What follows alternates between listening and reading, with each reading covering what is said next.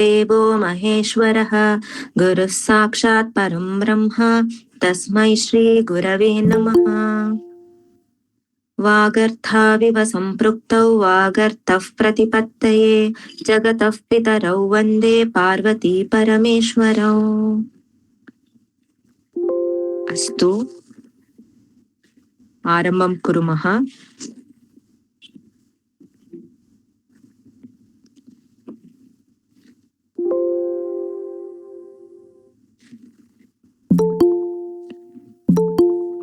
Screen दृश्यते किल?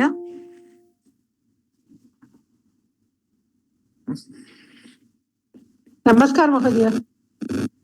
नमः सर्वेभ्यः।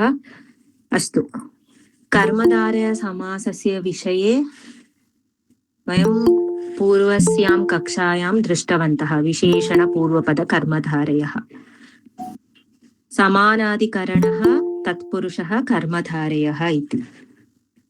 यत्र पूर्वपदम् उत्तरपदं द्वयमपि एकमेव पदार्थं सूचयति तत्र समानाधिकरण्यम् अस्ति।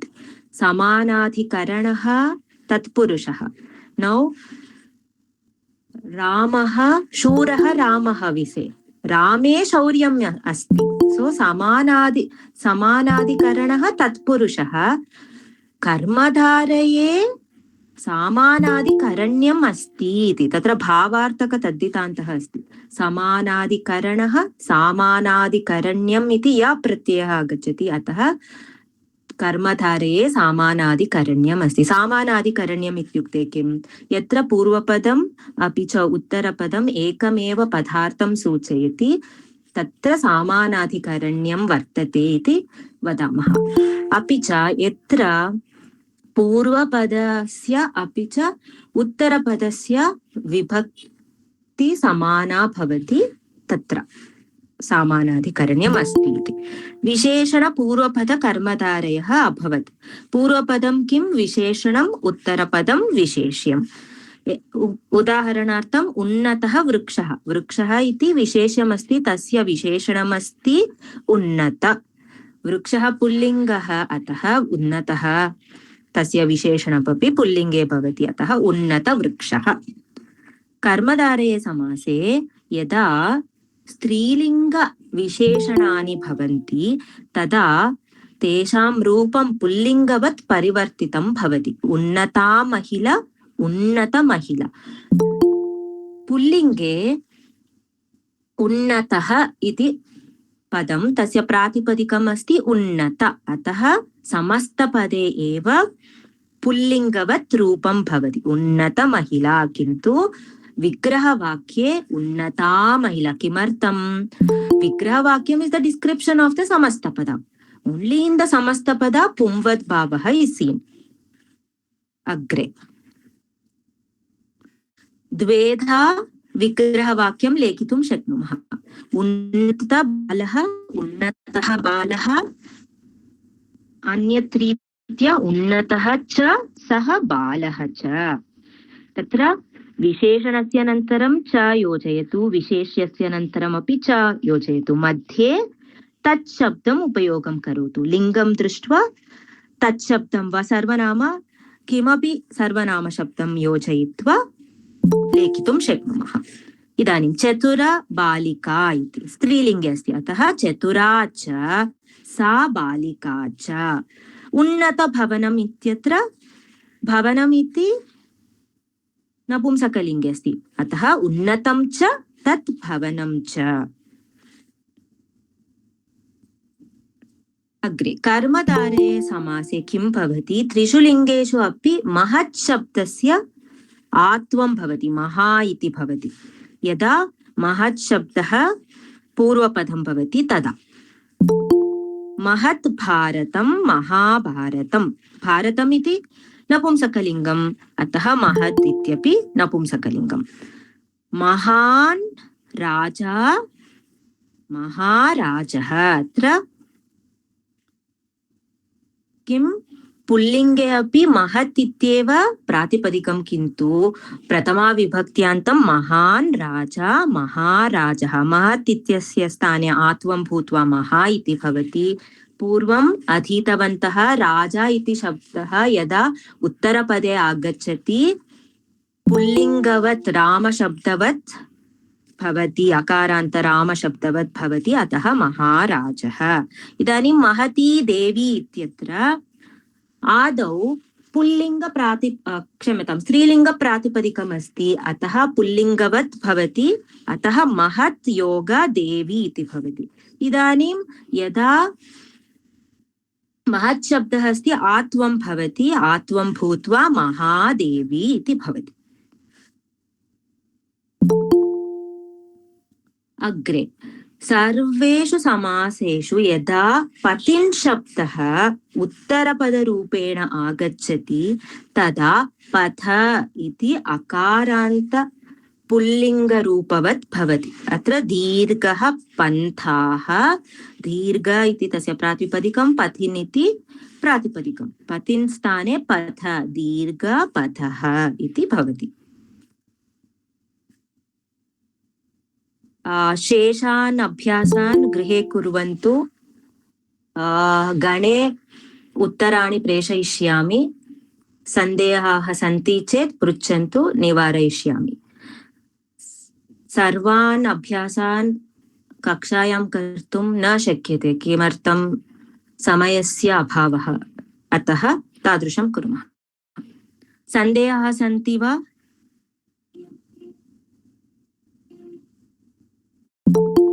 नास्ति, अस्तु। ये पठितुम् इच्छन्ति हस्तमुन्नयन्तु। सुनीता भगिनी।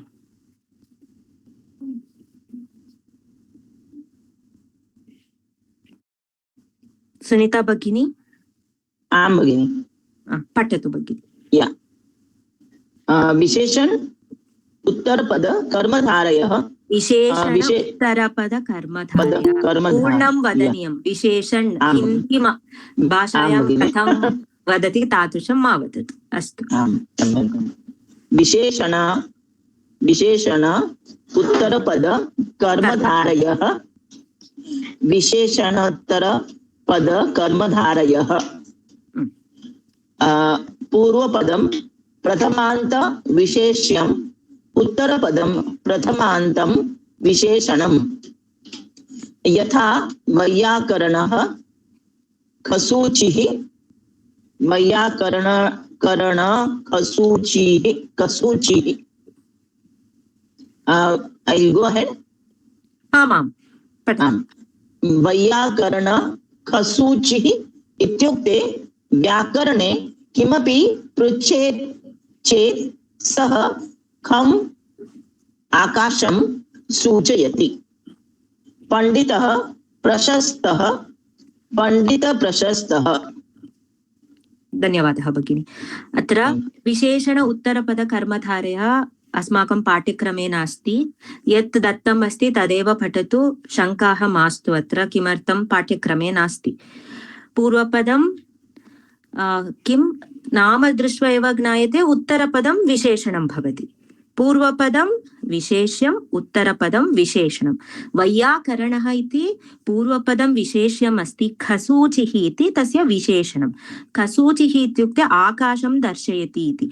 सः न जानाति, यदा किमपि पृच्छेत् न जानाति किल, अतः आकाशं दर्शयति। अग्रे पंडितः प्रशस्तः। पंडितः इति विशेष्यं, तस्य विशेषणम् उत्तरपदे अस्ति प्रशस्तः इति। प्रशस्तः इत्युक्ते बेस्ट और एक्सलेंट इति, अतः पंडित प्रशस्तः इत्यर्थः। अग्रे पठतु सुनीता भगिनी।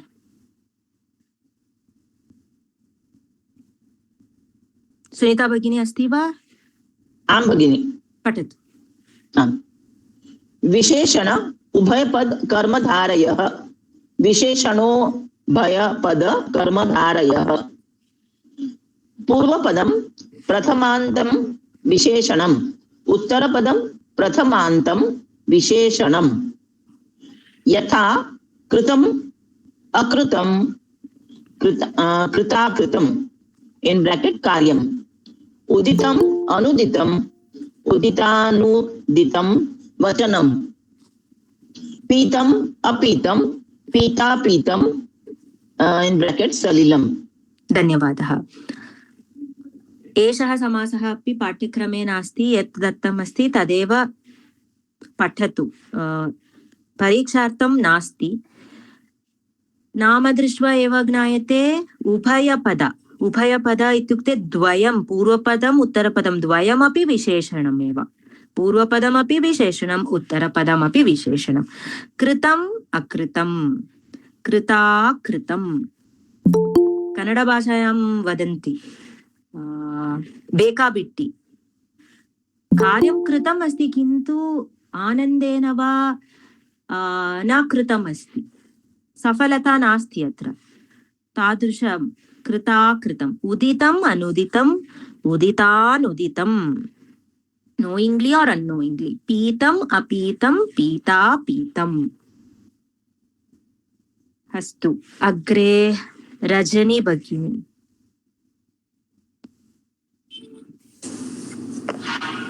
उपमान पूर्वपद कर्मधारयः. उपमान पूर्वपद कर्मधारयः. पूर्वपदम् उपमानम्, उत्तरपदं साधारणधर्मः. उपमानवाचकं सुबन्तं साधारणधर्मवाचकेन सुबन्तेन समस्यते. यथा कुसुमम् इव कोमलं, कुसुमकोमलं. घनः इव श्याम, घनश्यामः. वज्रम् इव कठोरं, वज्रकठोरं. गजः इव स्थूलः, गजस्थूलः. धन्यवादः भगिनी. म्यूट् भवतु. इदानीं नाम दृष्ट्वा किं ज्ञायते? पूर्वपदम् उपमानम् इति. सर्वे अलङ्कारान् अधीतवन्तः इति चिन्तयामि. तत्र अर्थालङ्कारे उपमालङ्कारः इति अस्ति. तत्र एषः अलङ्कारः नास्ति, किन्तु तस्मिन् अलङ्कारे 4 अङ्गानि सन्ति. तेषां विषये किञ्चित् पुनरावर्तनं कुर्मः. उपमानम् इत्युक्ते किं? येन सह तुलना क्रियते तत् उपमानम्. Standard of comparison is known as उपमानम्. प्रायेण उपमानम् अधिकगुणयुक्तं भवति. It will be having more gunas when compared to upameyah. Upameyah ityukte kim? Yasya tulana kriyate saha upameyah. That which is compared with the upamanam is upameyah. Upameyah tu nyuna gunayuktam. साधारण धर्मः इत्युक्ते किम्? उपमान उपमेयोः मध्ये यः गुणः वर्तते, सामान्यः गुणः वर्तते, that which is similar attribute, common attribute that is there, सः एव साधारणधर्मः. उपमावाचकः इत्युक्ते किम्? उपमान उपमेयोः मध्ये सादृश्यम् अस्ति, तत् बोधयितुं यः शब्दः वर्तते सः एव उपमावाचकः. सादृश्यबोधकः शब्दः उपमावाचकः. स्पष्टम्? आं भगिनि. अस्तु, इदानीम् उदाहरणं स्वीकुर्मः. कुसुमम् इव कोमलं, कुसुमकोमलं. कुसुमम् इत्युक्ते पुष्पं, पुष्पम् इव कोमलं. तत्र पश्यतु, कुसुमम् इति उपमानं, कोमलत्वम् इति तस्य साधारणधर्मः किल. कुसुमम् इव कोमलं, कुसुमकोमलं. घनः इव श्यामः. कुसुमकोमलम् इत्युक्ते साफ्ट् लैक् फ्लावर्.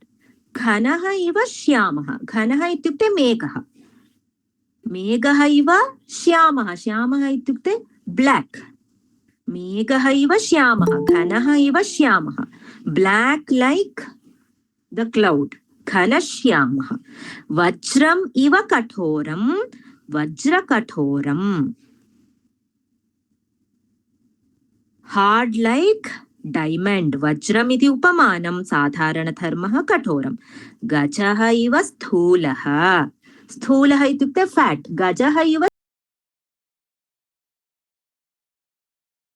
स्थूलः. इव इति उपमावाचकः. It is used to indicate here. It is used to indicate what? Kusumam iva komalam. Like the upamana, this is there. This sadharana dharma is there. Atra upameyah nasti. Vigraha vakye apicha samastapade उपमानं साधारणधर्मः एव वर्तते. विग्रहवाक्यं कथं लेखनीयम्? उपमानं साधारणधर्मः तयोर्मध्ये इव इति योजनीयः. कुत्र? विग्रहवाक्ये. समस्तपदे उपमानम् एव वर्तते, न तु उपमेयः. उपमेयः नास्ति. एतावत् पर्यन्तं सर्वं स्पष्टं वा? सन्देहः सन्ति चेत् पृच्छन्तु.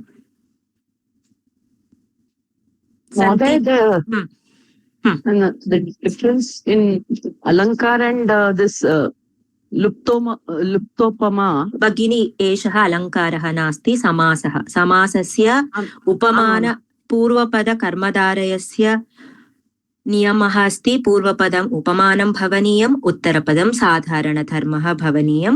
विग्रहवाक्ये तु इव इति शब्दस्य एव उपयोगं करणीयः. तत्तु मध्ये एव आगन्तव्यम्. यु कान्ट् टेल् कुसुमं कोमलम् इव, बिकास् कुसुमम् इव कोमलम्. Kusumam, like the flower, that softness is there. So kusumam iva komalam eva bhavaniyam. Tatra luptopama sarvam atra charcha mastu. Kimartam alankarasya kaksha nasti. Samasasya vishaye eva chintanam kurum.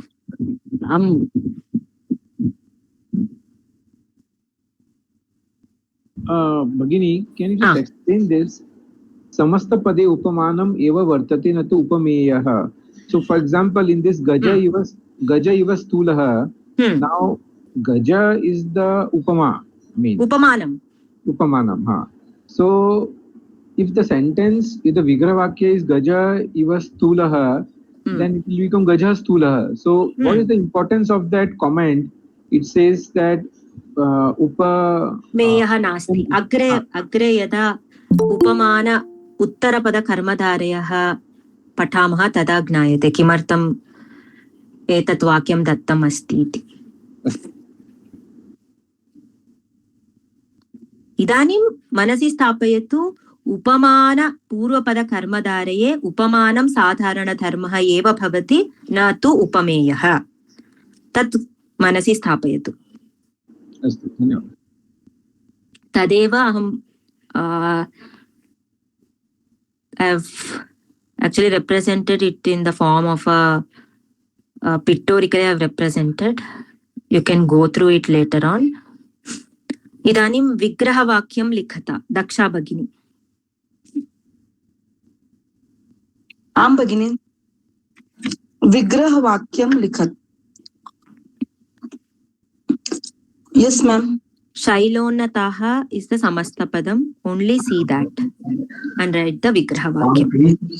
Shailonnataha iva vrukshaha. Upamanam is shailonnataha. Bhagini, 1 second. I'm telling you, don't see the vrukshaha now. Only this is the samastapada. Tell me what is the purvapada and uttarapada. Shailaha is a purvapada. Unnataha is a samanya dharma, madam. Sadharana dharma. Sadharana dharma, sorry. Now write the vigraha vakyam.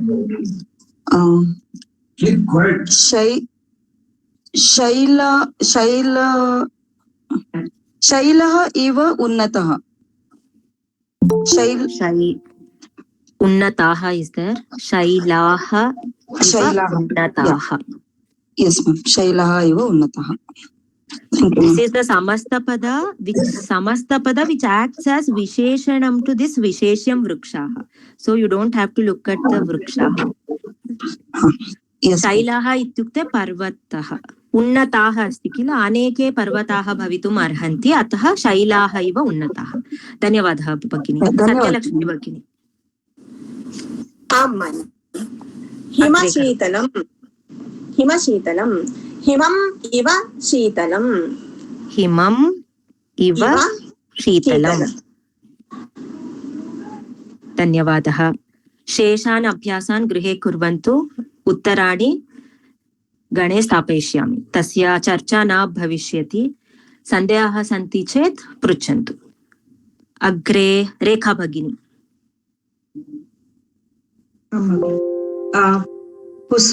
सज्जनानां मनः कुसुमकोमलं भवति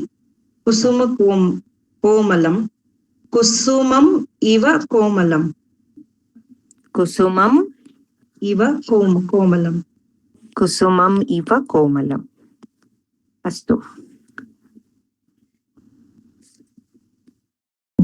प्रथमा विभक्त्यान्तमेव वनिता भगिनी अस्तु भगिनि तथैव आपत्कालेषु वज्रकठोरं भवति वज्रम् इव कठोरं वज्रकठोरं प्रथमा विभक्त्यान्तमेव धन्यवादः ईना मेहता भगिनी आम् सन्तः शैलोन्नताः अपि कुसुमकोमलाः भवन्ति शैलाः इव उन्नताः कुसुमाः इव कोमलाः कुसुमम् इति नपुंसकलिङ्गे एव अस्ति अस्तु परन्तु अत्र कोमलाः तत्र विशेषणविशेषभावस्य अवकाशः एव किं तस्य चिन्तनं मास्तु अस्तु कुसुमानि इव कोमलाः आम् आम् कुसुमानि इव कोमलाः म्यूट् भवतु तत्र कुसुमम् इति फ्लवर् इत्यस्मिन् अर्थे नपुंसकलिङ्गे एव अस्ति कोमलाः इति पुल्लिङ्गे भवेत् चेत् अपि कुसुमानि इति नपुंसकलिङ्गे एव भवनीयं कुसुमम् इव कोमलाः अपि सम्यक् अनेकानि पुष्पाणि भवितुम् अर्हति इत्यनेन कुसुमानि इव कोमलाः अपि सम्यक् किमर्थम् अत्र पुल्लिङ्गे अस्ति बहुवचने इत्युक्ते सन्तः इति पुल्लिङ्गे प्रथमा विभक्त्यान्तं बहुवचने अस्ति अतः शैलोन्नताः अपि बहुवचने कुसुमकोमलाः अपि बहुवचने अस्ति सन्देहाः सन्ति चेत् हस्तमुन्नयन्तु पृच्छामि नास्ति अस्तु पद्मप्रिया भगिनी भवती पठतु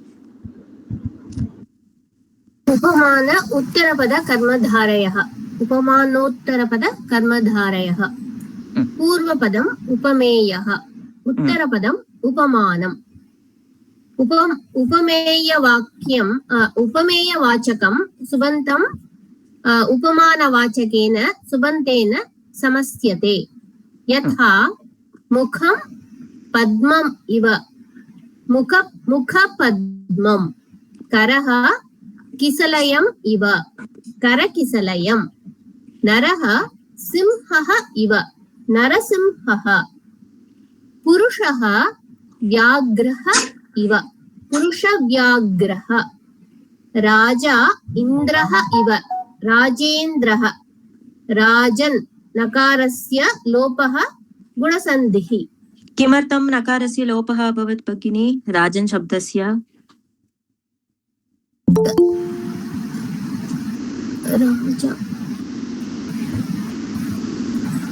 नियमः आसीत् अधितवन्तः यदा समासे पूर्वपदं नकारान्तशब्दः भवति तदा प्रातिपदिके विद्यमानस्य नकारस्य लोपः भवति राजन् इति नकारान्तशब्दः नकारः लोपः भवति राज योग इन्द्र तत्र गुणसन्धेः अवकाशः अस्ति राजेन्द्रः इति भवति धन्यवादः भगिनी म्यूट् भवतु इदानीम् उपमान उत्तरपद कर्मधारयः नाम दृष्ट्वा ज्ञायते उपमानम् उत्तरपदे अस्ति अत्र पूर्वपदम् उपमेयः अस्ति यथा मुखं पद्मम् इव पश्यतु मुखम् इति उपमेयः पद्मम् इति उपमानम् मुखं पद्मम् इव face is like the lotus Mukham padmam iva.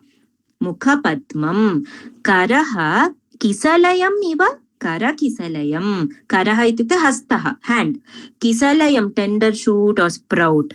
Ataha, a hand that is like a tender shoot. Naraha simhaha iva.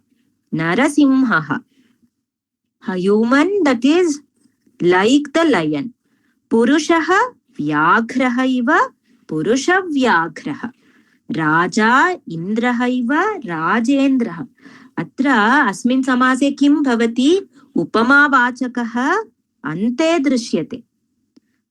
Upameya upamanam asti vigrahavakrye.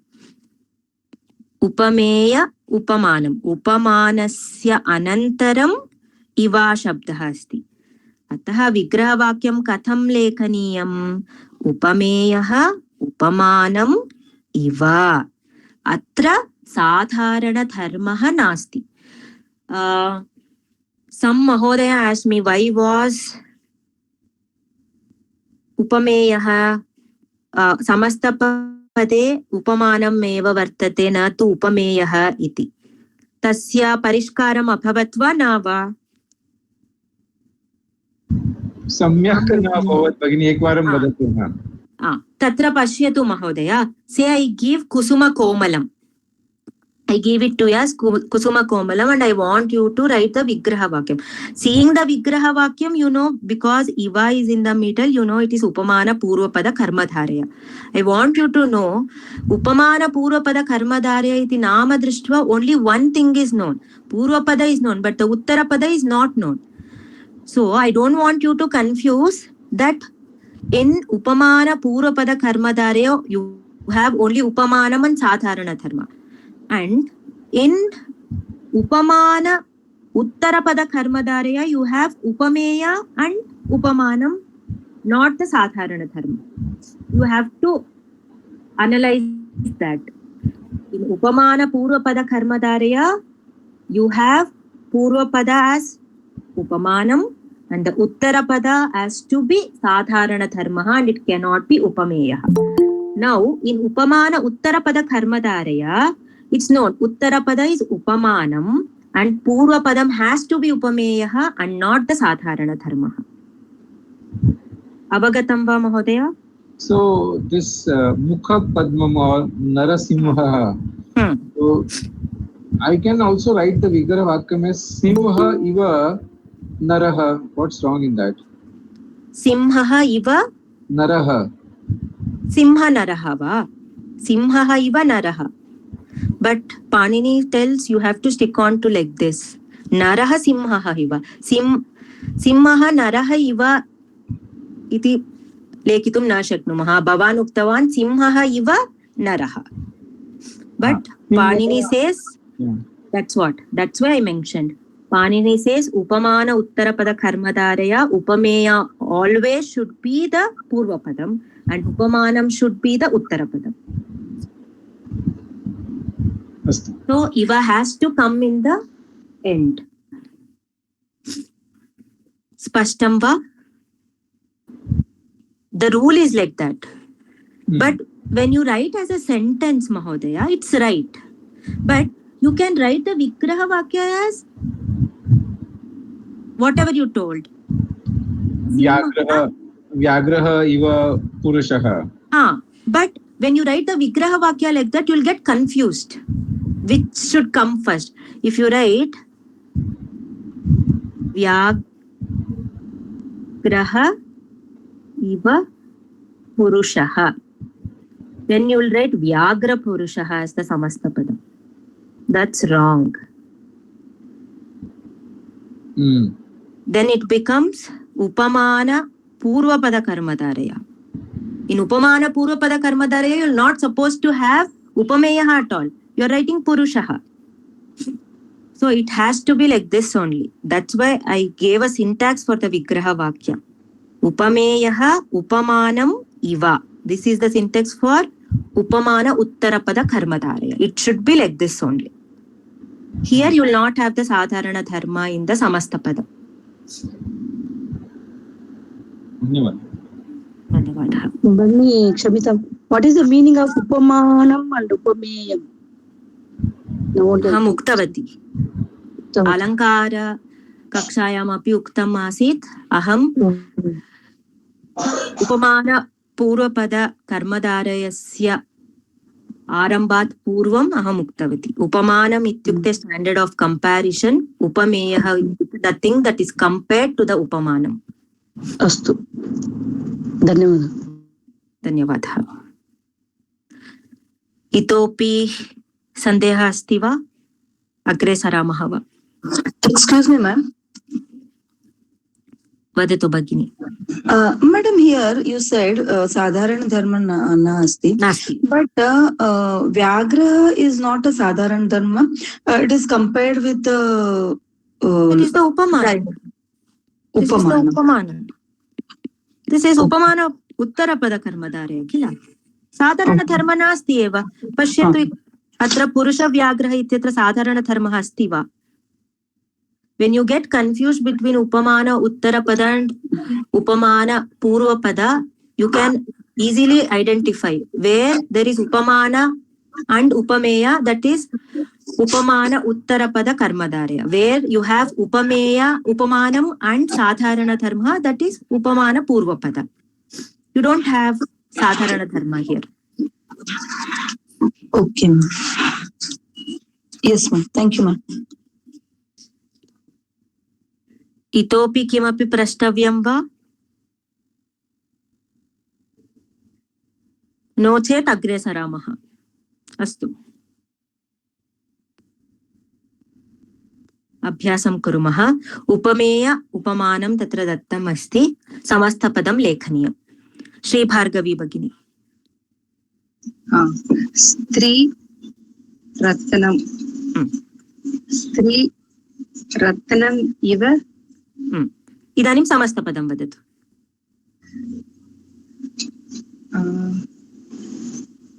How do you form a समस्तपदं?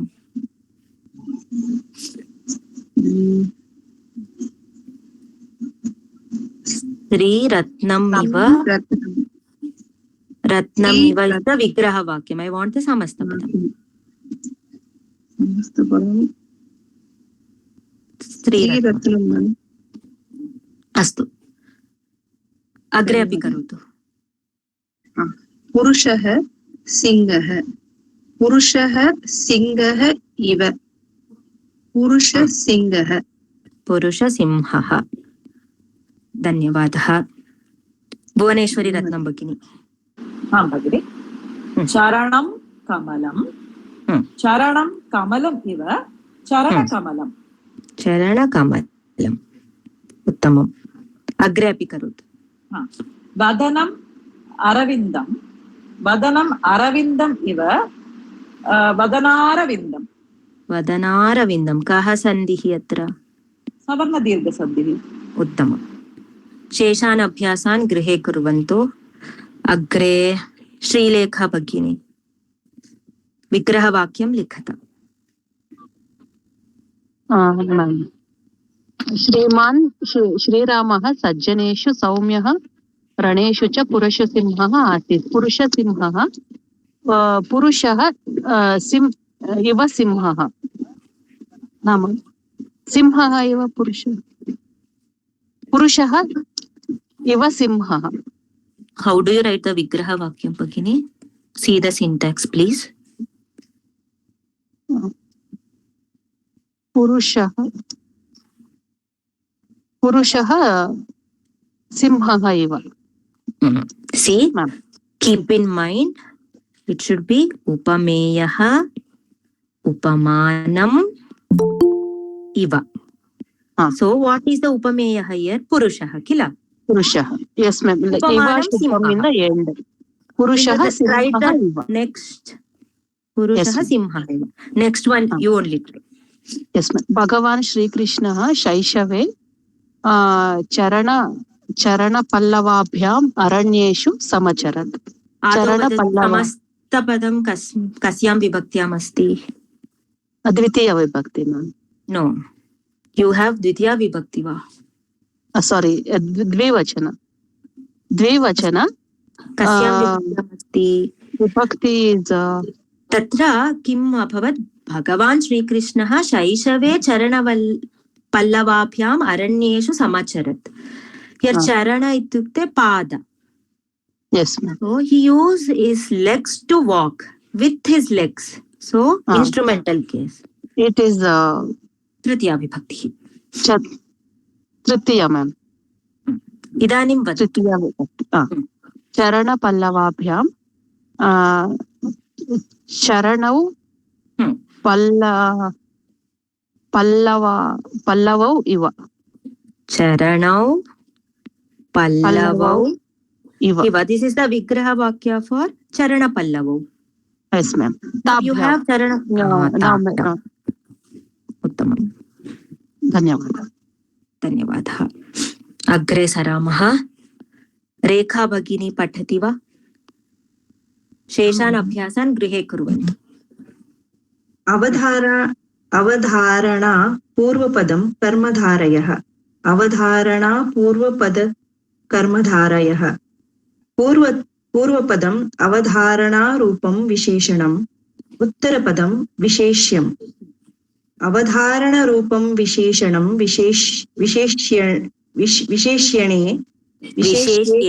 विशेष्येण समस्यते. अवधारणा निश्चयः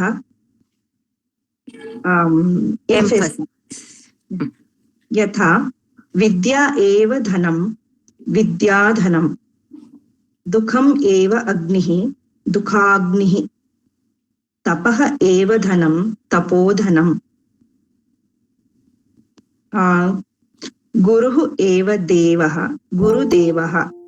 विवेकः एव सम्पत् विवेकसम्पत्. धन्यवादः. इदानीम् अवधारणा पूर्वपद कर्मधारय. अवधारणा रूपं विशेषणं पूर्वपदे भवति, उत्तरपदं विशेषणम्. अत्र अवधारणा इत्युक्ते किम्? एम्फसिस्. एकम् उदाहरणं स्वीकृत्य अवगच्छामः. विद्या एव धनम्. अत्र विद्या धनयोर्मध्ये विद्या धनेन सदृशी नास्ति. विद्या धनमेव. There is no difference or distinction between vidya and dhanam. So there is emphasis. Vidya eva dhanam vidya dhanam. The vidya itself is the money. So in order to indicate itself, we have used eva. Vidya dhanam ivana. It's not like dhanam. It is dhanam itself. So eva comes. Vidya eva dhanam vidya dhanam. Dukkham eva agnihi dukkagnihi. The sorrow is the fire. Not like the fire. It's the fire itself. Tapaha eva dhanam. The penance itself is the wealth or money. Tatra tapaha iti sakaranta napumsakalinga shabdah. Tapaha tapasi tapamsi. Tatra tapas iti pratipadikam. Dhanam ityasya pratipadikam dhana. Tatra सूत्राणि सन्ति. कानिचन सूत्राणि सन्ति. तत्र tapas धन इति तत्र तपर् धन इति भवति. अग्रे रेफस्य स्थाने विसर्गः भवति. अतः तपः धन उत्वं भूत्वा गुणसन्धिं भूत्वा तपोधनं. तत्र अधिकं चिन्तनं मास्तु. तपस् इति तपः इति परिवर्तनं भवति. अनन्तरम् उत्वं भूत्वा गुणसन्धिं भूत्वा तपोधनं भवति इत्येव अवगच्छतु. गुरुः एव देवः. गुरुः देवः इव न. गुरुः एव देवः. तयोर्मध्ये भेदः एव नास्ति. गुरुः देवरूपं न. He is Deva itself iti artha. Vivekaha eva sampat. Viveka sampat. The sense of discrimination itself is the wealth. It's not like the wealth, it is the wealth. Tatra emphasis asti. Atra vivekaha sampada sadrishaha iti na. विवेकः सम्पदेव इति अर्थः अत्र। तयोः मध्ये भेदः नास्ति इत्यर्थः। अस्य समासस्य विग्रहवाक्ये to indicate the emphasis, that is avadharanam pradarshayittum eva shabdasya उपयोगः करणीयः। विग्रहवाक्यं कथं लेखनीयम्? अवधारणारूपं विशेषणं, that is the पूर्वपदम् एव and the उत्तरपदम्। पूर्व उत्तरपदयोर्मध्ये एव इति पदं लेखनीयम्। अवगतं वा? आं भगिनि। अस्तु, नूतनछात्रः वा छात्रा अभ्यासं कर्तुम् इच्छति वा? हस्तम् उन्नयन्तु। पवित्रा भगिनी। आं भगिनि। विग्रहवाक्यं लिखतः कीर्तिश्रेया समृद्धः अयं सज्जनः कीर्तिः एव। आदौ वदतु कीर्तिश्रिया इति समस्तपदं कस्यां विभक्त्याम् अस्ति? I'll give you a hint. It's in strilinga. Strilingam, yeah. So what vibhakti might that be? Prathama? No. Kirti. श्रीः शब्द जानाति वा भवान्? श्री। अतः इदानीं वदतु। श्रिया इति अस्ति। श्रिया विभक्ति एकवचनं। इदानीं विग्रहवाक्यं वदतु।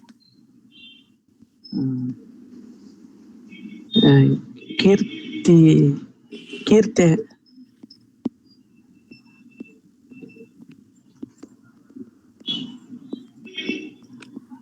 पूर्वपदं किम् अस्ति? पूर्वपदं किम् अस्ति? कीर्तिः।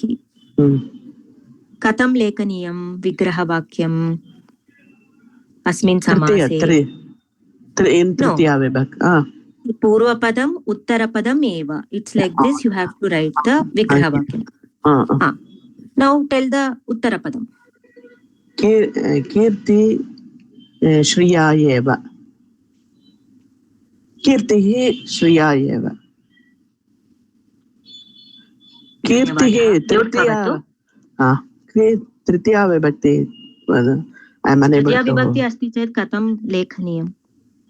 कीर्तिः एव तया। एकवारम् उक्तवती। If it's not in other vibhakti other than the prathama vibhakti, use the tat shabda. Yes. Maybe I'll get on telling it. Yes. Sorry. Yeah. अग्रे प्रयासं करोतु। भगवन् भक्ति सम्पदम् अनुग्रहान्। This is in dvitiya vibhakti ekavachana. And I'll tell you, the shabda is in strilingam. Yes. What is the purvapada? Seeing the samastapadam, tell. Bhaktihi. Then you have to write the uttarapadam. Sampadam. No. Sampada.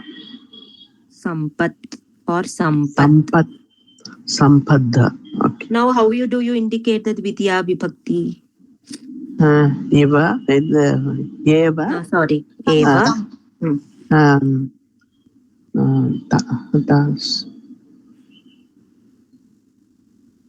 भवती स्त्रीलिंग तत्शब्दं जानाति वा? वदतु स्त्रीलिंग तत्शब्दरूपाणि।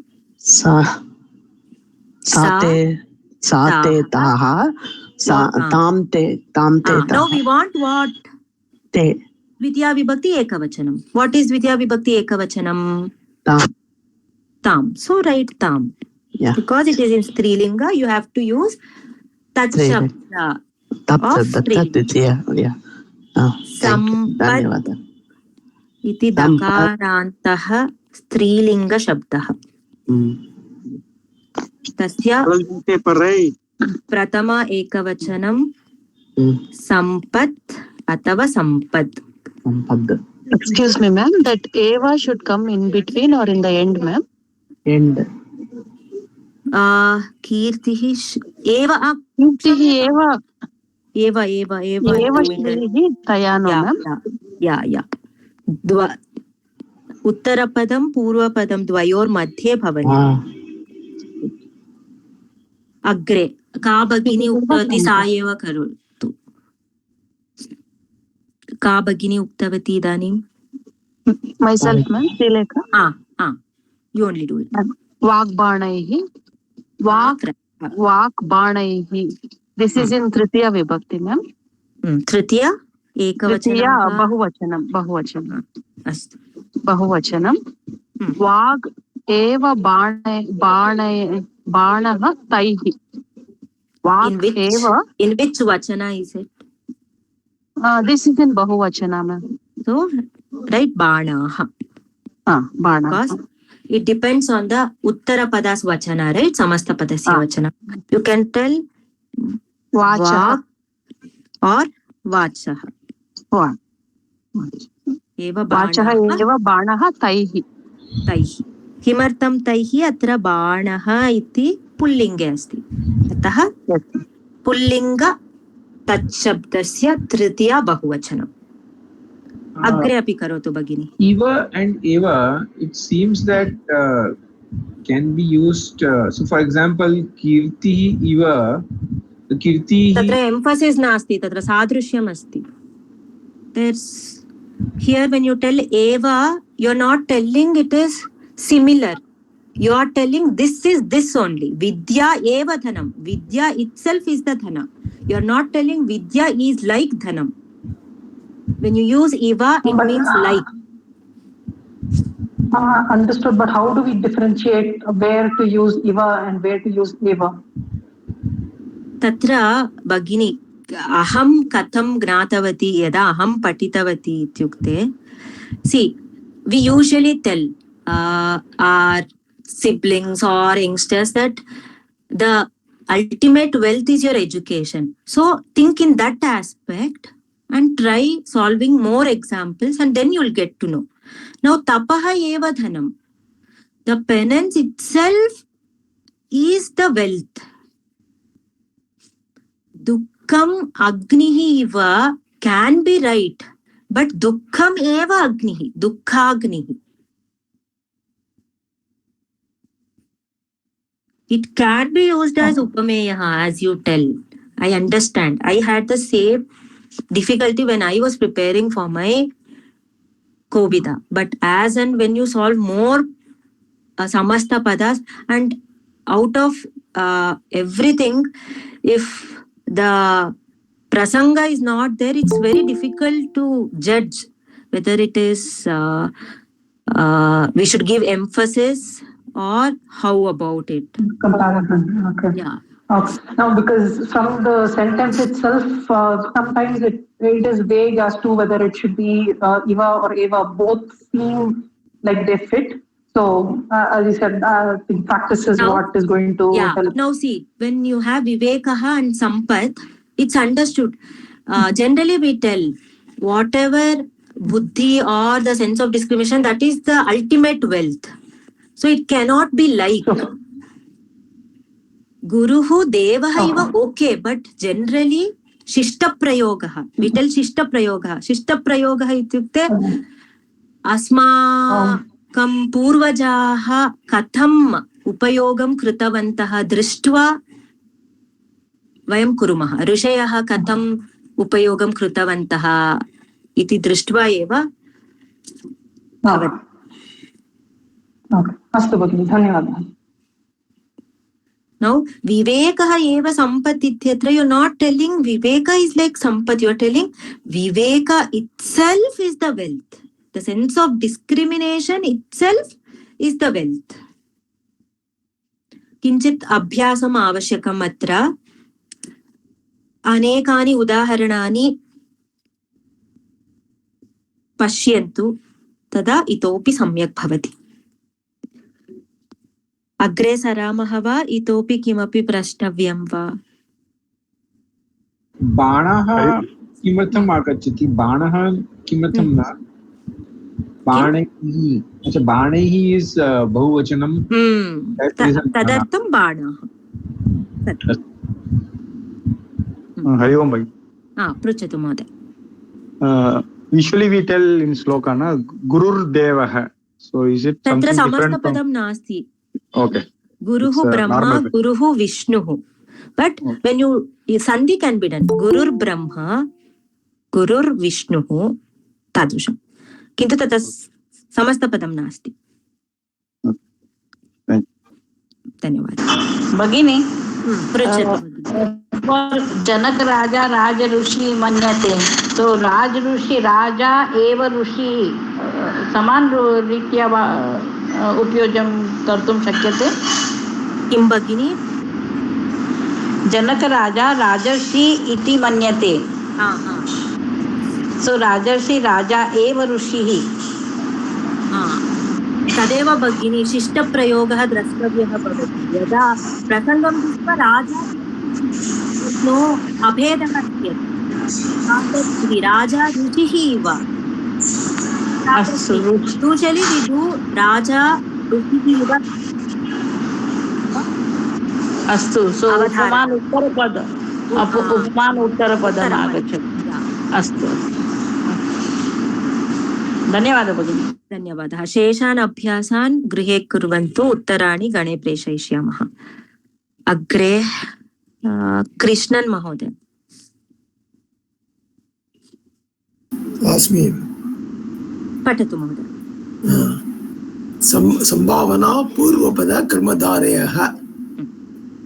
पूर्वपदं व्यक्तिवाचकः विशेषणम्, उत्तरपदं जातिवाचकः विशेष्यम्। आम्रः इति वृक्षः। म्यूट् भवतु। आम्रः, तत्र संभावना पूर्वपद कर्मधारयः। अत्र पूर्वपदं किं भवति इत्युक्ते व्यक्तिवाचकः शब्दः भवति, उत्तरपदं जातिवाचकः भवति। तत्र आम्रः इति वृक्षः, वृक्षः इति जातिः। अस्मिन् जातौ अनेके वृक्षाः भवन्ति। इदानीम् आम्रः इति एकः वृक्षः, पूगः बीटल् नट् सः अन्यः वृक्षः। तत्र वृक्षः इति कामन् नौन् भवति, आम्रः इति प्रापर् नौन्। वृक्षेषु एकः अस्ति आम्रः। आम्रः इति वृक्षः, आम्रवृक्षः। When you find a common noun and a proper noun, you will get to know that this is sambhavana purvapada karmadharayah.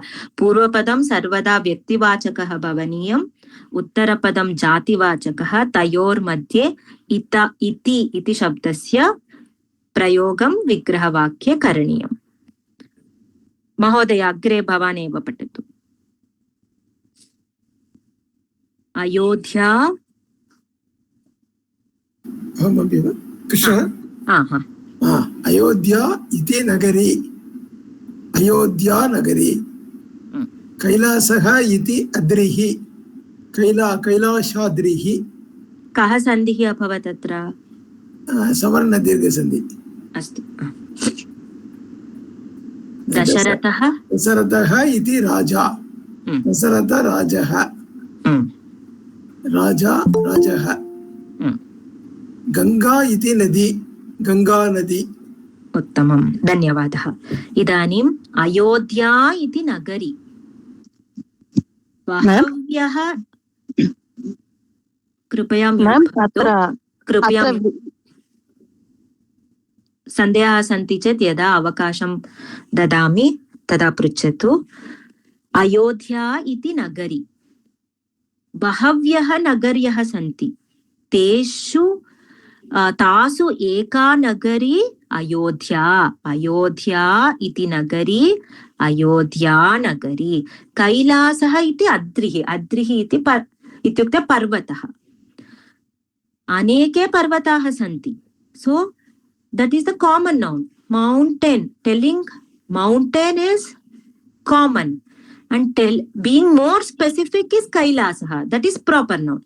Kailasah iti adrihi. Aneke parvataः santi, तेषु एकः कैलासः, अतः कैलासाद्रिः. दशरथः इति राजा. अनेके there are many kings. तेषु एकः राजा दशरथः, अतः दशरथ राजा. यदा उत्तरपदे राजा शब्दः आगच्छति, पूर्वं ज्ञातवन्तः नियमः यत् उत्तरपदे यदा राजा शब्दः भवति तदा पुल्लिंग अकारान्त पुल्लिंगवत् रूपं भवति, अतः राजः इति भवति. गंगा इति नदी. बहव्यः नद्यः सन्ति, तासु एका नदी अस्ति गंगा, अतः गंगा नदी. नदी is like common attribute, whereas Ganga is being more specific. When you have something specific and common coming together in the Samastapada, that is the identifying factor, that is Sambhavana Purvapada Karmadharaya. In the Vigraha Vakya, Kasya Shabdasya Upayogam Karaniyam इति इति शब्दस्य. अस्य समासस्य विग्रहवाक्ये पूर्वपदस्य परे इति शब्दः प्रयुज्यते. विग्रहवाक्यं कथं लेखनीयं? व्यक्तिवाचकः जातिवाचकः तयोर्मध्ये इति शब्दं योजयामः. भगिनी, का भगिनी पृच्छन्ती आसीत्, पृच्छतु इदानीं. Ma'am, that after visarga, if the vowel comes, visarga lopah na bhavati kila. Where? Amraha iti vrukshah. No, Bhagini, sopanani janati va samastapadasya sopanani? Prathama muktavati. How do you, what are the steps in arriving at the samastapada? Take the pratipadikam. पूर्वपदस्य प्रातिपदिकम्, उत्तरपदस्य प्रातिपदिकम्. कुत्र अस्ति विसर्गः इदानीं? सन्देहे अवकाशः अस्ति वा इति द्रष्टव्यं. नास्ति, अतः आम्रवृक्ष इति भवति. अत्र उत्तरपदं द्रष्टव्यं भवति. लिङ्ग अपि च लिङ्गनिर्णयार्थं पुल्लिङ्गे अस्ति, प्रथमान्तमस्ति, अतः आम्रवृक्षः. No, ma'am. I asked in this one, ma'am, while writing the Vigraha Vakyam, we should write Amra iti Vrukshaha or Amraha iti Vrukshaha. I asked, ma'am. Okay, you didn't Vigraha. No, ma'am. Samastapadam I didn't ask, ma'am. It's left to you, but I had that doubt, ma'am. Better write it as Amraha, because the evaluator will not think so much. Might not think. Okay, ma'am. Thank you. Safer side, write the विसर्गः. Yes, ma'am. इतोपि सन्देहाः सन्ति वा? भगिनी, एका शङ्का अस्ति. तत्र नगरी इति पदं नगरम् इति नपुंसकलिङ्गे मध्ये अस्ति. नगरी इति स्त्रीलिङ्गं, when it is associated to स्त्रीलिङ्ग it comes as नगरी वा? It depends, Bhagini. In some texts they use nagari, though the city name is in Pullinga, sometimes it is used as Nagari. Say Ayodhya Nagaram, Bengaluru Nagaram, that Asmakam Vivaksha. Okay. So you don't have to think about the linga of this and this. Not an issue. Okay. Asti Bhagini. Dhanyavadah. Dhanyavadah.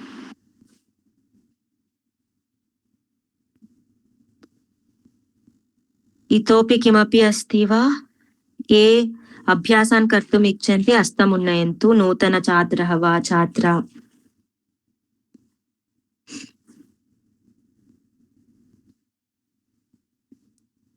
Only the old ones are raised. I think we can skip the abhyasa because people are not interested, right? Deepa Bhagini.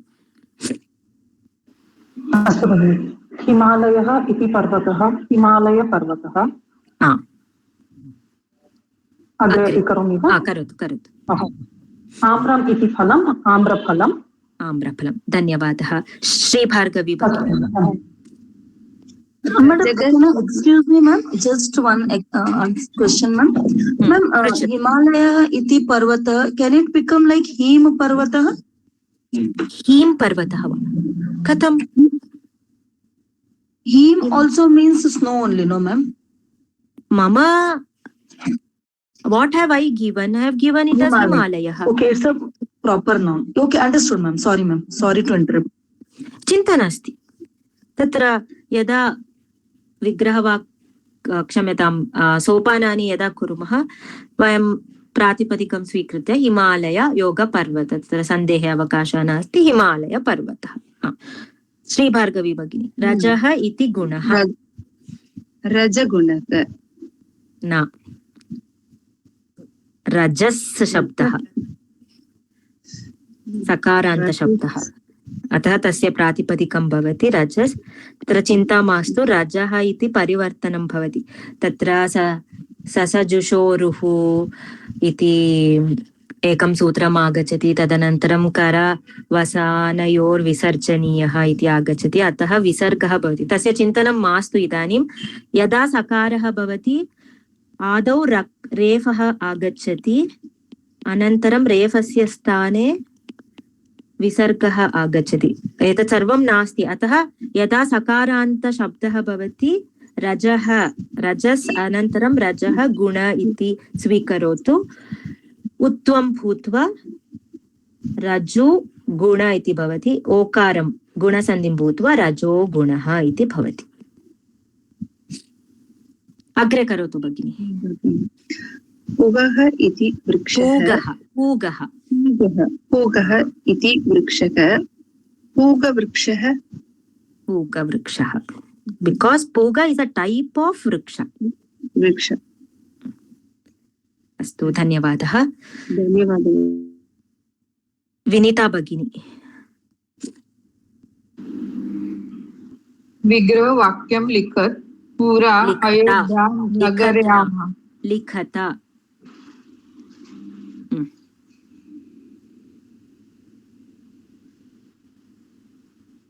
पठतु भगिनी. पुरा अयोध्या नगर्या दशरथः नाम. नगर्या अस्ति वा? अत्र बिन्दुः न दृश्यते वा? नगर्यां पुरा अयोध्या नगर्यां दशरथ नाम प्रजावत्सल राजा बभूव. विसर्गः वदनीयः.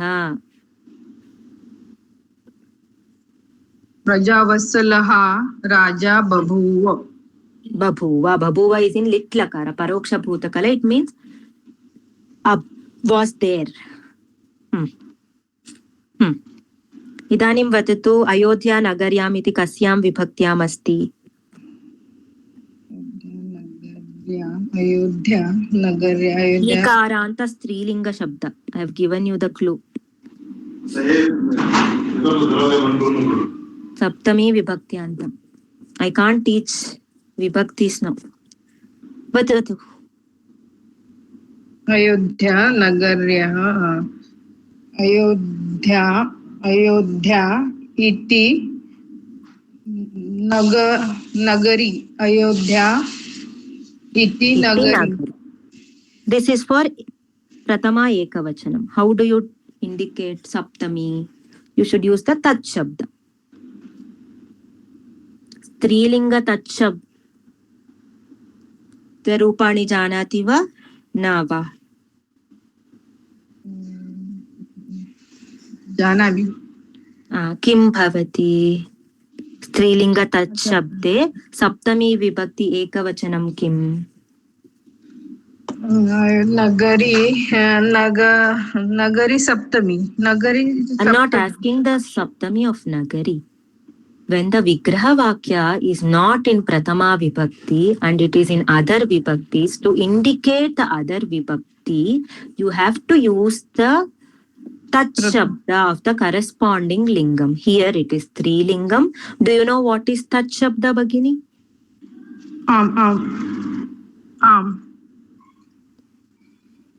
Saha.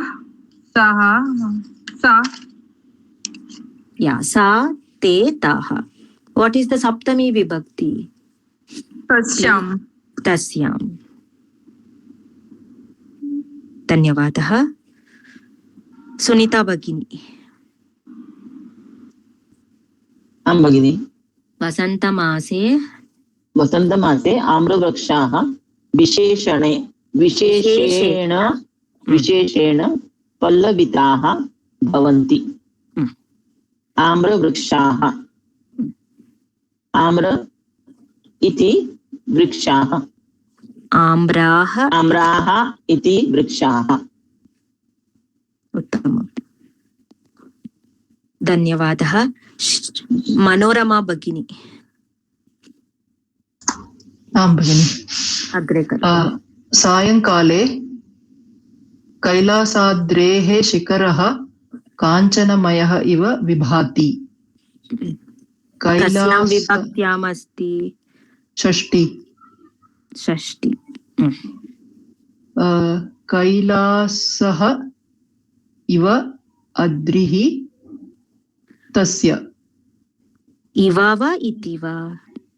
इति, सोरि, कैलासः इति अद्रिः तस्य. अद्रिः इत्युक्ते पर्वतः, तेषु एकः कैलासः. अस्तु, षष्ठी विभक्त्यान्तम् अस्ति. अद्रिः इति पुल्लिङ्गे अस्ति. How do you indicate the षष्ठी विभक्ति? तस्य. उत्तमं, धन्यवादः. अस्तु, एकः एव अस्ति, भवती एव करोतु भगिनि.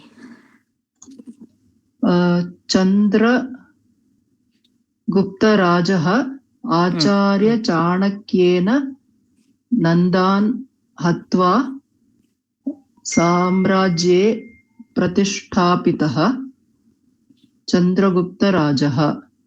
चन्द्रगुप्तः इति राजः. राजः वा? राजा इति राजा. किन्तु समस्तपदे परिवर्तनं भवति. किमर्थं? यदा राजः उत्तरपदे भवति अकारान्त पुल्लिङ्गवत् भवति. भवती एव पठतु. मध्यमपदे लोपी मध्यमपदलोपी कर्मधारयः. पूर्वपदं समस्तपदं विशेषणम्, उत्तरपदं विशेष्यं. यथा शाकप्रियः पार्थिवः, शाकपार्थिवः. पूर्वपदं शाकः, मध्यमपदं प्रियः, उत्तरपदं पार्थिवः.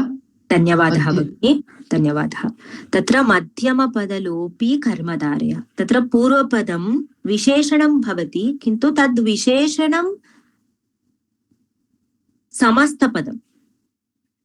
समस्तपदं विशेषणरूपेण अस्ति अत्र.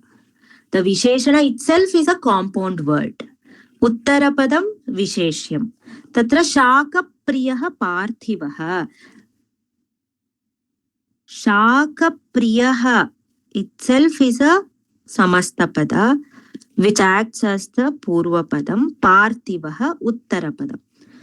शाकपार्थिवः. अत्र शाकप्रियः इत्यत्र शाकः पूर्वपदं, प्रियः उत्तरपदं भवति. इदानीं यदा पूर्णं पश्यामः, शाक इति पूर्वपदं भवति, पार्थिवः उत्तरपदं भवति, प्रिया इति मध्यमपदं भवति.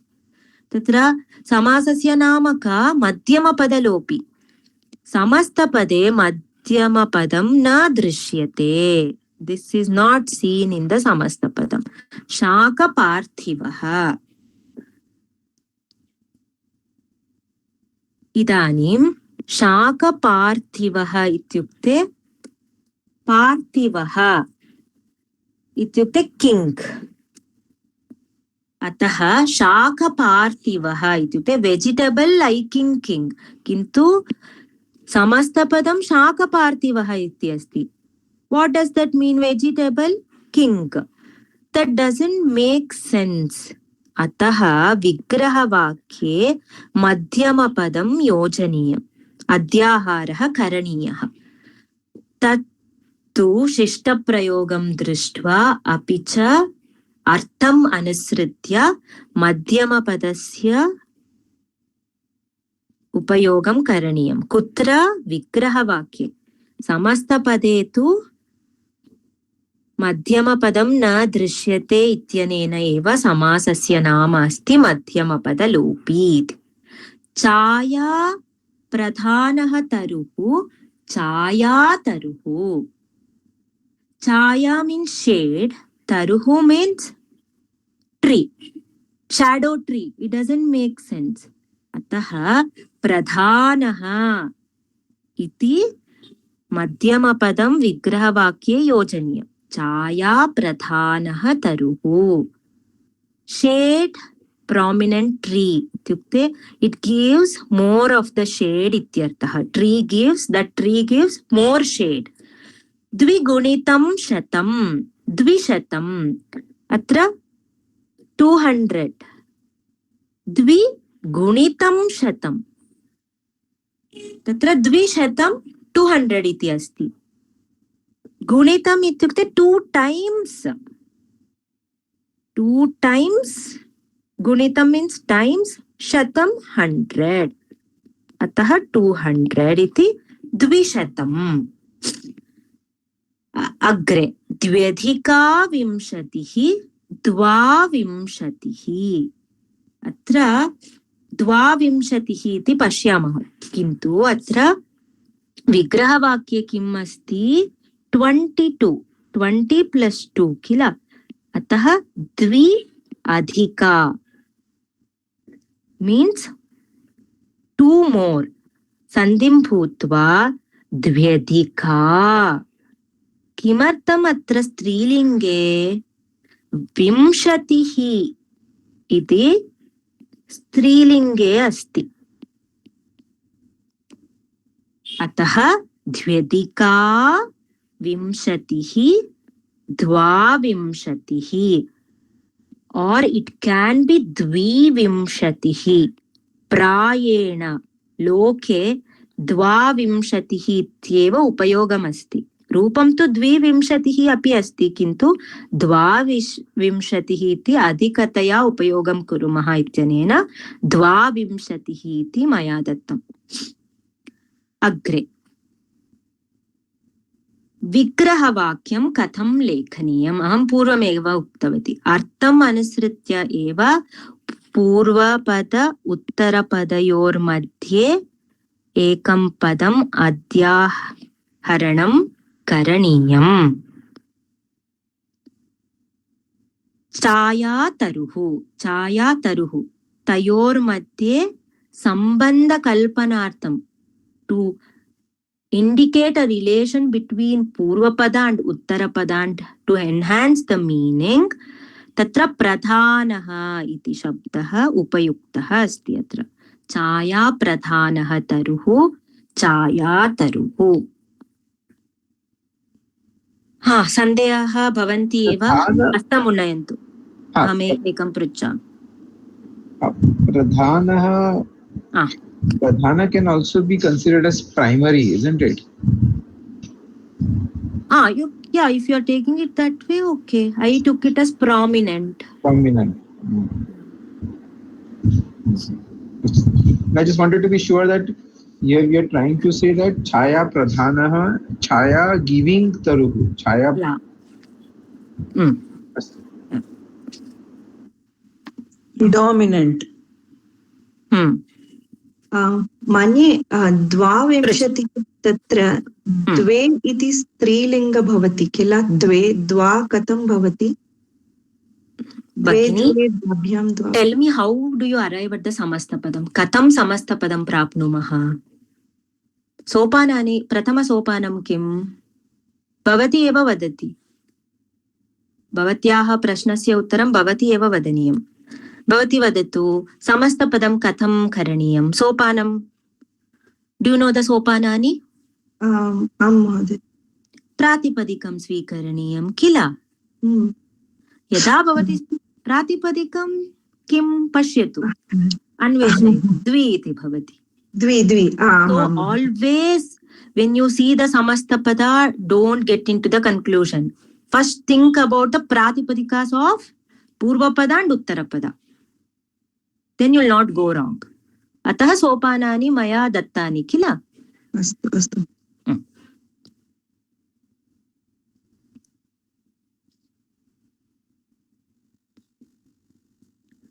इतोपि किमपि प्रष्टव्यं वा, अग्रे सरामः वा?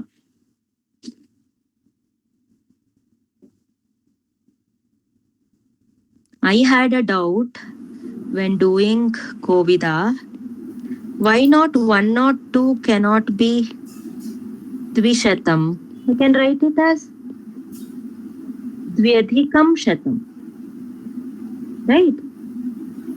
Dvyadhikam Shatam.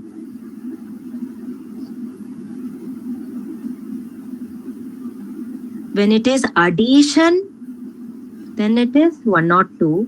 When it is gunitam, that is multiplication, it will be 200. So you have to see the prasangam.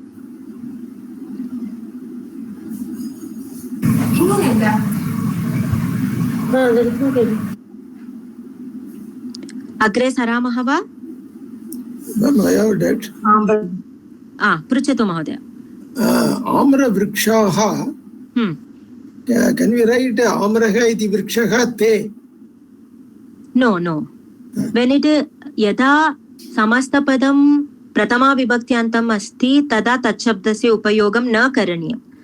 Pratama vibhaktim vihaya anya vibhaktishu santi cheteva tachabdasya upayogam karaniyam. Vigraha vakya. Niyamah tadrushah. Tadeva palaniyam. Vrikshaha bahuvachanam. Straight away we can write Amraha iti vrikshaha. Because that is in pratama vibhakti. You have to write it straight away. Singular, then they. No. Okay. Avashyakata nasti. Beginning this 202, you said 102, not 200. Sorry, 102. The samasta padam is the same for both. Samasta padam tadeva bhavati. Astu. I think dvishatam, I'll take it as dvyadhikam shatam. When I add 2 to it, it will become 1 or 2.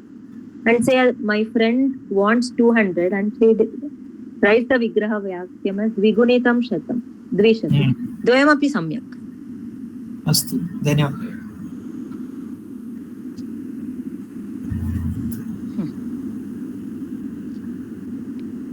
Rama Lakshmi Bhagini.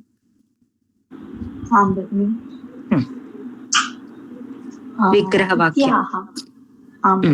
नृत्याः शाकपार्थिवं विविधैः भोज्यैः तोष्यन्ति. शाकपार्थिवं कस्यां विभक्त्याम् अस्ति? द्वितीया विभक्त्यां. शाकप्रियः पार्थिवः तम्. शाकप्रियः पार्थिवः तम्. अग्रे अपि करोतु. एतस्मिन् गोष्ठे 200 गावः सन्ति. द्विशतं means 200. 200. So द्विगुणितं शतं. द्विगुणितं शतं. धन्यवादः. This is in Pratama only, so you don't have to worry. Yeah, any new student who wants to try? Nutana chatrah chatra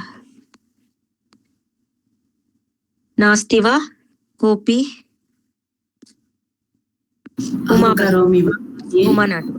उमानाटु भगिनी वा? शालायाः द्वितीये वर्गे 22 छात्राः सन्ति. 22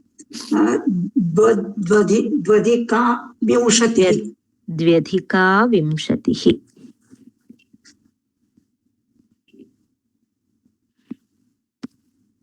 अस्तु, एकः एव अस्ति. कः वका करोति?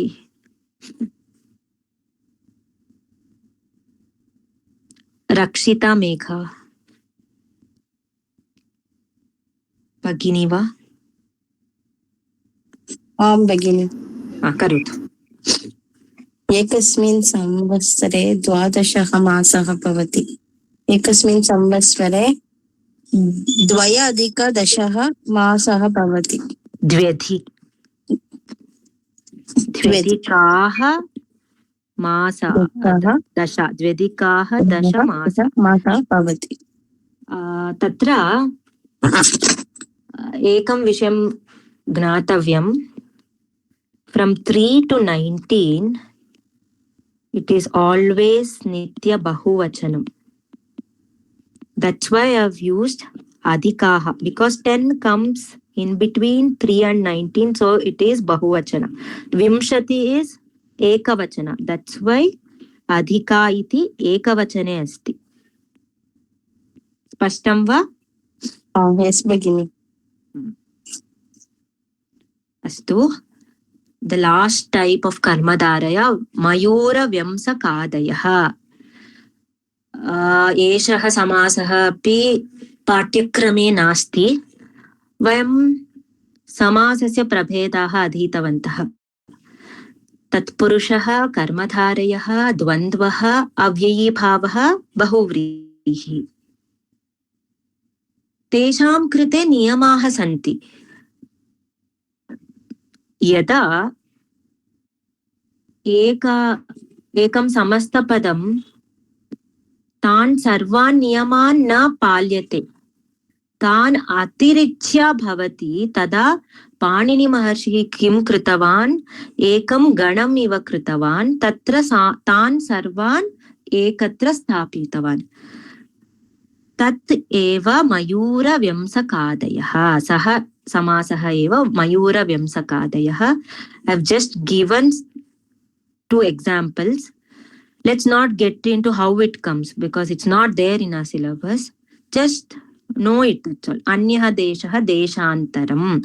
Anyah gramah gramantaram. Because these deshantaram, gramantaram can be read in kavyas. That's why I've given it here. Let us not worry too much. Yeah. Sandehah santi va? परीक्षा मध्ये अस्ति वा भगिनि? नास्ति. नास्ति. धन्यवादः.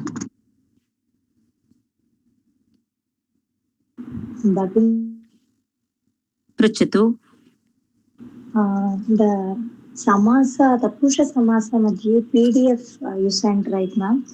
In that answers are not there, so we are supposed to see it from the videos. Is it like that? Okay, if you want me to put up, yeah, I'll put up, because all were solved in the class itself. I didn't post it in the group. Hereafter we'll not be having much time, so I'll be solving few examples and I'll be uploading answers. If you want them, I can put it in the group. Put it, Bhagini. I also know that. Yes, ma'am. Bhagini, I'm not very clear on this Shaka Parthivam. How do we determine, whether it is a pradhanam or something else? It's not that clear that samasta. Yeah, it's not clear. Shaka Priyaha. Maybe the Raja might not like. Apriyaha also can happen. Yeah, that's there. But when I went to Kosha and saw, the Shishta Prayoga was Priyaha. So you have to use Shaka Priyaha Parthiva. I think only 1 or 2 examples are given in your textbook. Not much. The most of the examples seems to be of numbers, Sankhya Vachak. Yeah. Almost all the numbers comes under Madhyama Padalopa. Yeah. And why is it called Madhyama? I mean, what is Madhyama here? Oh, I think I need to tell you again. He clearly explained. Wait. Shaka is the first. That is the Purva Pada. Parthivaha is the... Wait, I'll write it here. Shaka is Purva Padam. Parthiva, if you take it as Uttara Padam. What is there between Purva and Uttara? Understood. See, I've clearly given. Purva Padam Shakaha, Madhyama Padam Priyaha. Madhyama Padam yat Priyaha iti Padam asti, tat na drishyate kila samastapade. That is the tasya lopaha bhavati. Ataha Madhyama Pada lopaha. Vigraha Vakye Madhyama Pada drishyate. किन्तु समासे न दृश्यते इत्यनेन तस्य नाम अस्ति मध्यमपदलोपी. समस्तपदं दृष्ट्वा न ज्ञायते मध्यम किमस्ति, किन्तु विग्रहवाक्ये लिखित्वा एव ज्ञायते. सत्यम्. अस्तु, धन्यवादः. धन्यवादः.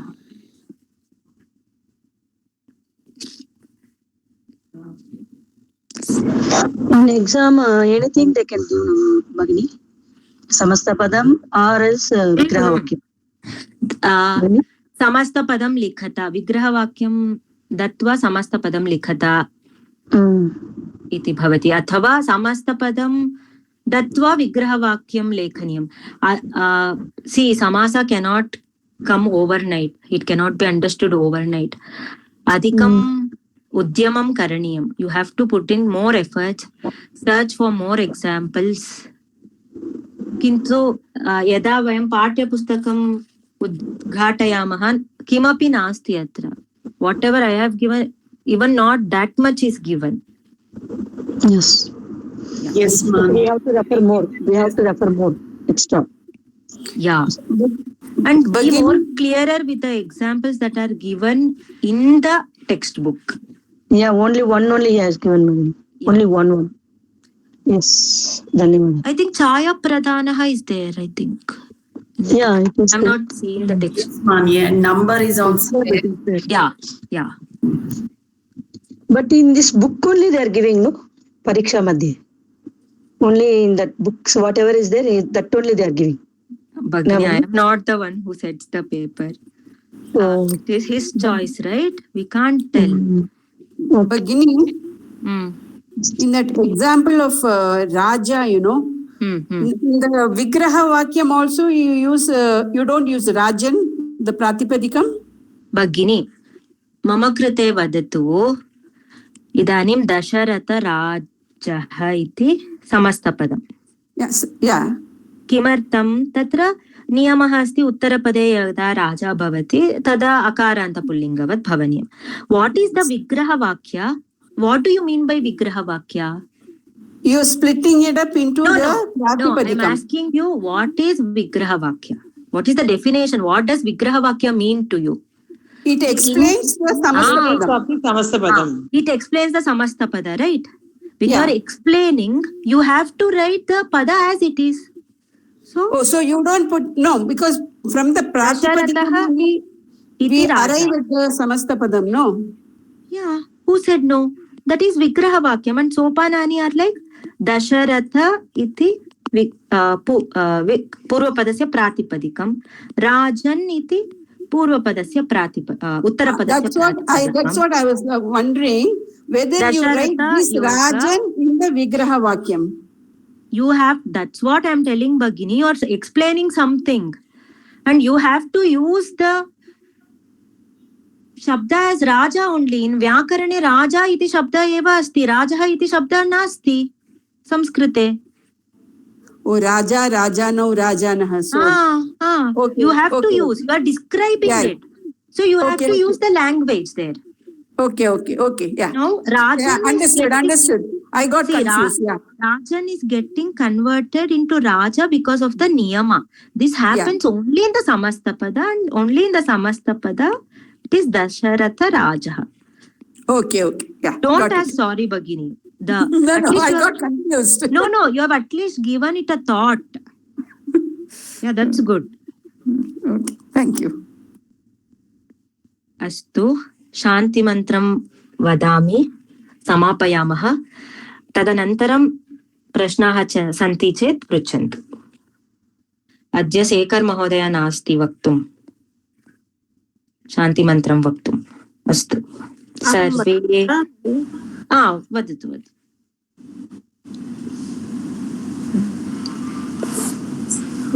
vadatu. Sarve bhavantu sukhinah Sarve santu niramayaha Sarve bhadrani pashyantu Kaschit dukkha bhag bhavet Om Shanti Shanti Shanti. Shri Guru Namaha Hari Om.